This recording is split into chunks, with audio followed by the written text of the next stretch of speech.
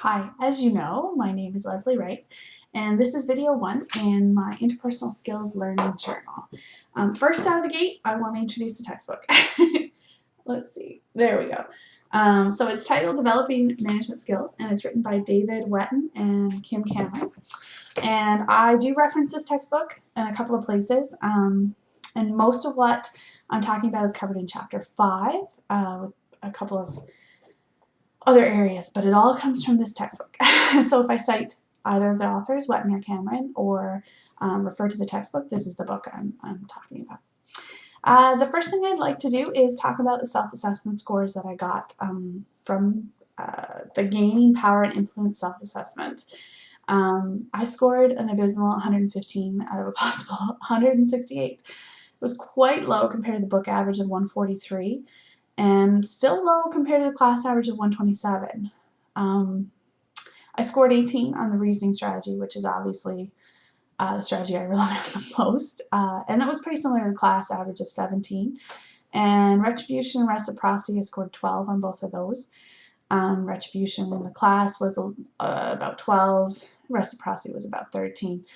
Obviously those two areas are areas of negotiation I don't use very often.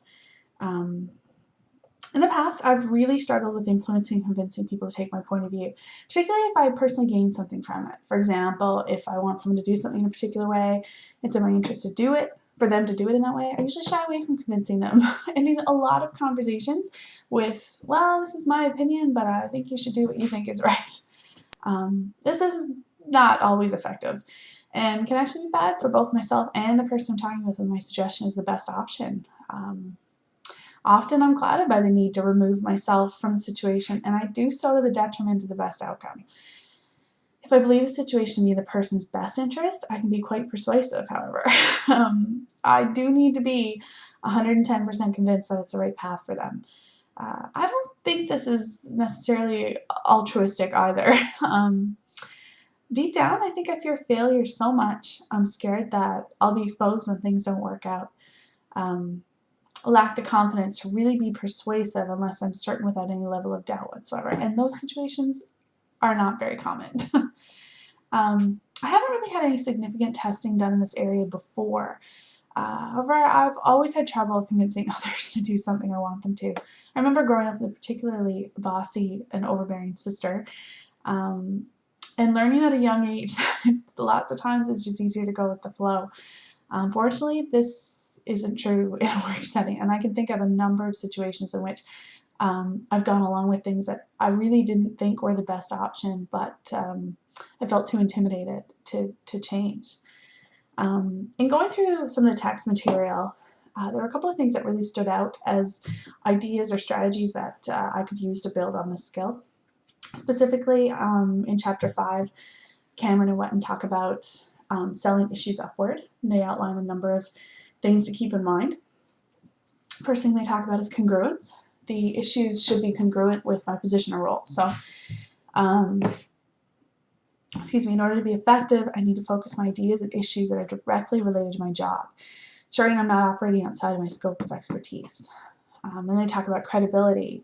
Ideas need to be communicated in an honest, open, non-self-serving way. Clear communication, straightforward conversation is going to be the most effective. They go on to talk about compatibility, ensuring issues are in line with organizational goals and values. Convincing a superior of an idea that's not in line with org goals will either not get approved, or worse, get approved, and then later down the line, when somebody above them realizes it wasn't a good idea, it comes back down the chain. Everything runs downhill. And you don't want that. So the next thing you're talking about is solvability. This is kind of common sense, but it's really important to remember when you're approaching a supervisor specifically with an idea or an issue. You need to present it as solvable. You need to present actual solutions. Approaching a supervisor with an issue that you haven't thought through to a solution implies that I don't know what I'm doing, or I don't have valuable ideas to contribute to the team.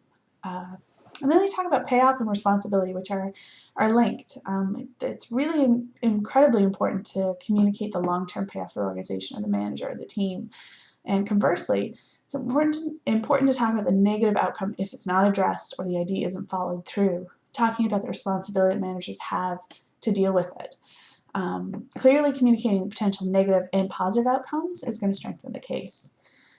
I go on to talk about presentation, ensuring that the idea is communicated in a clear, concise, unemotional way, being positive with data and information to support the issue. Finally, they discuss bundling and coalitions. Bundling is when you put together important issues, pointing out correlations, connections about this issue and other issues being addressed. So for me, in my job, I'm a donor alumni relations. I need to, if I have an idea for an event, for example, I have to communicate to my supervisor how that fits in, how that's connected to the other events we're doing, and how that satisfies one particular need in our yearly strategy. And finally, coalitions is simply building coalitions of other supporters. So if the idea is sponsored by others, it makes the case a lot stronger. This couldn't be more true in the university setting, as a lot of times it's incredibly political, and having people supporting you is can make the difference between something being approved or not. I just want to touch really quickly on the personal sources of power. Cameron went and talked about expertise. The four key areas of expertise, personal attraction, effort, and legitimacy. Expertise is simply work-related knowledge or expertise that can empower me to sell ideas. Personal attraction, they focus on desirable characteristics associated with friendship. So being open and honest, unconditional positive regard and acceptance, being emotionally accessible, displaying empathy and sympathy.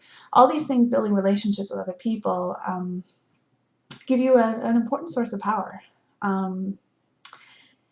Then they go on to talk about effort, so contributing a higher than expected commitment of time and effort. And finally, legitimacy, displaying behavior that's consistent with key organizational values, staying within the scope, not operating outside of that. In line with the information in the text, I really think I need to practice this skill, creating an application that includes feedback from other people. My last learning journal was about receiving feedback, so it was critical that I got feedback. But I think there's a huge benefit to that because it removes the bias of my own interpretation of what went on, and it gives me very real feedback that I can benefit from. And of course, that needs to be done in a verifiable, predictable, and controllable way. So my learning objective is to recognize my weakness, to recognize my weakness in the area of influence, particularly when communicating ideas to coworkers and supervisors. I intend to improve my ability in influencing others by practicing strategies to sell ideas in a role-play situation. The next video I'm going to talk about some things I took away from our class on this particular topic.